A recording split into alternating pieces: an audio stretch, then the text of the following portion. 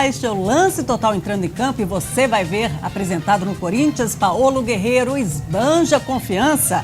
Hever volta a treinar com bola e pode ser opção do Atlético Mineiro contra o Internacional. E mais, veja quem foi o vacilão da 9ª rodada do Campeonato Brasileiro. A caminho do ouro, a seleção brasileira embarcou no início da noite desta segunda-feira para Londres em busca da tão sonhada medalha olímpica. Mais de 200 torcedores aguardavam a delegação verde-amarela no Aeroporto Internacional do Rio de Janeiro. O atacante Neymar e o meia Lucas, mesmo cercados por seguranças, falaram com a imprensa.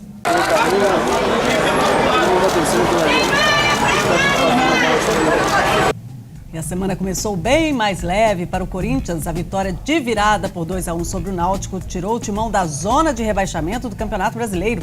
O momento é para comemorar e renovar a equipe. O centroavante Paulo Guerreiro é um que chega para reforçar a equipe na temporada. Motivado, o peruano treinou antes da apresentação oficial no clube. Na primeira oportunidade que teve para falar como jogador do Timão, mostrou que está pronto para balançar as redes.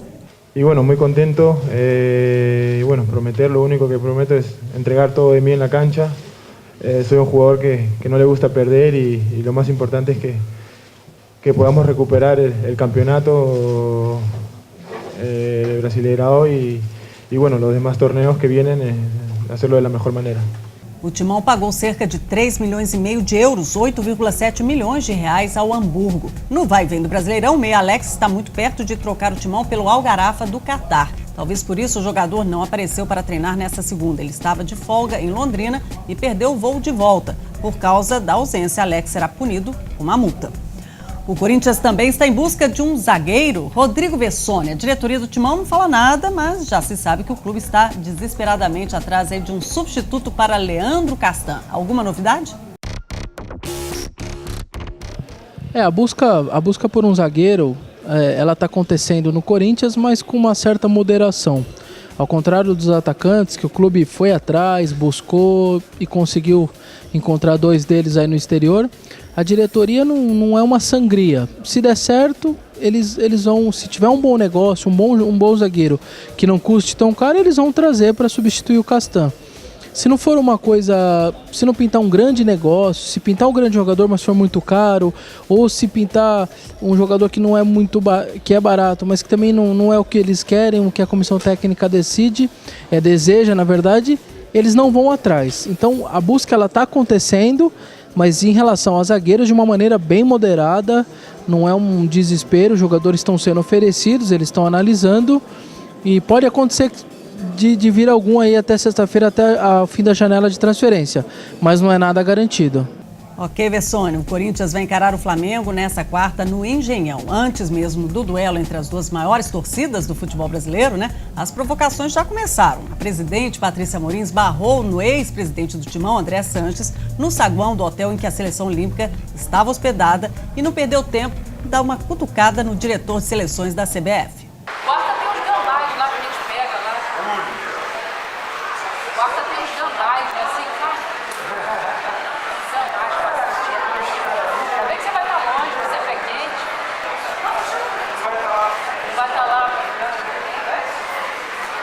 Pois é, o Andrés não deu a menor bola, para a Patrícia Amorim aí. Zinho, que acompanhou a presidente na visita ao hotel da seleção, negou que a diretoria do Flamengo tenha fracassado nas recentes negociações. O diretor de futebol rubro-negro explicou que o caso de Diego era inviável financeiramente, mas ressaltou também que a proposta por Juan era boa e que o jogador preferiu ir para o Internacional. Zinho também elogiou o Riquelme, mas disse que não existe conversa entre o clube e o jogador. Nunca sentei com ninguém representante do Riquelme, todos sabiam que eu estava na negociação com o Diego, que é um atleta que demonstrou todo o interesse de vir para o Flamengo. Agora, por questão financeira, desejo do atleta tinha, desejo do Flamengo tinha. Agora, financeiramente, nós não somos loucos de assumir uma condição que não temos condições de pagar. Eu acho que isso tem que ser exaltado. Eu sou o diretor de futebol e quem estava na negociação com o Juan fui eu. Então, a responsabilidade era minha com o Juan. Fiz uma proposta para ele muito boa, excelente na minha visão, e o atleta preferiu aceitar a opção do Internacional. Então, o torcedor do Flamengo não tem que ficar com raiva de ninguém do Flamengo, a culpa não foi de nenhum diretor do Flamengo, nenhum dirigente do Flamengo, apenas uma negociação dentro do futebol. Foi feita uma proposta de 2 clubes e o jogador tem um outro clube. E o Flamengo vai para cima do Timão com moral alta por causa da vitória sobre o Bahia fora de casa. O time ainda vai contar com os retornos de Wagner Love e Botinelli, que estavam suspensos, e de Léo Moura, que retorna de uma contusão. Outra novidade pode ser a estreia do volante paraguaio Cáceres. O Joel tem um elenco todo à disposição, é isso que é importante, né? Saber que o Léo depois de talvez 3 semanas aí parado, tá voltando, né? A gente torce para que ele possa voltar, nos ajudar, como o Wellington ajudou, como o Luiz Antônio ajudou naquela posição, mas ninguém melhor que ele para poder fazer a função de lateral, até porque ele já está acostumado. Temos a volta do Wagner, temos a volta do Botinelli também, o Cáceres também pode estrear, enfim. Acho que o plantel tá completo, né? Renato marcou gol de pênalti no estádio do Pituaçu. A vitória por 2-1 sobre o Náutico foi cercada de muita polêmica por causa dos erros de arbitragem. Primeiro, a expulsão injusta de Luiz Antônio e depois esse pênalti aí cavado por Ibson, que se jogou na área em uma disputa com o Fabinho. Mas Francisco Carlos Nascimento não foi o único a pisar na bola. Os repórteres do lance elegeram o maior vacilão da rodada. O vacilão da rodada eu vou dar para o Felipe Gabriel, que perdeu um gol aí, poderia ter virado o clássico contra o Fluminense. Teve a oportunidade depois de um cruzamento do Elkson, era ele e o Berna, chutou, mas o Berna conseguiu fazer a defesa. Perdeu uma oportunidade que ele mesmo sabia que era crucial para a partida. O vacilão da rodada foi um juiz, Francisco Nascimento, alagoano, que apitou o jogo do Bahia e o Flamengo. O Flamengo venceu por 2-1, mas olha o que esse juiz fez. Para começar, expulsou de uma forma totalmente errada o Luiz Antônio, falta que nem era para cartão amarelo.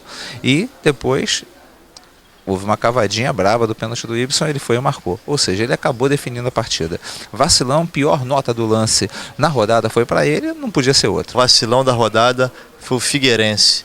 Estava vencendo de 3-1 em casa do Atlético Mineiro, tomou 3 gols em 11 minutos, e aí não pode, né?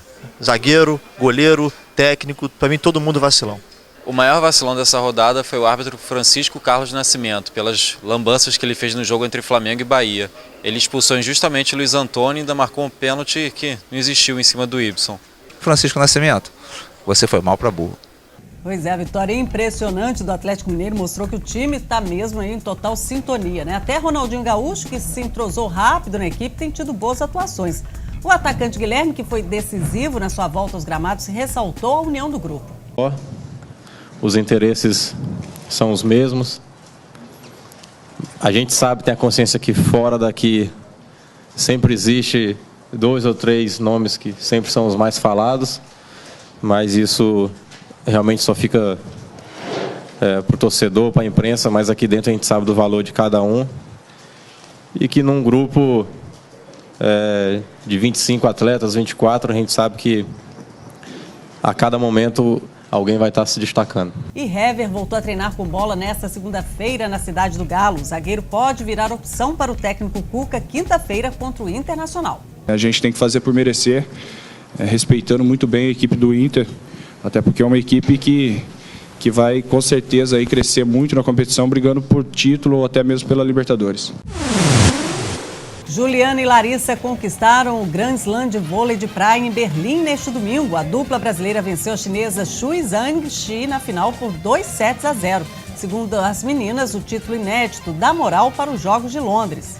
O Ministério Público do Rio de Janeiro encaminhou ao Tribunal Regional Eleitoral uma representação contra o prefeito do Rio de Janeiro, Eduardo Paes, por propaganda irregular.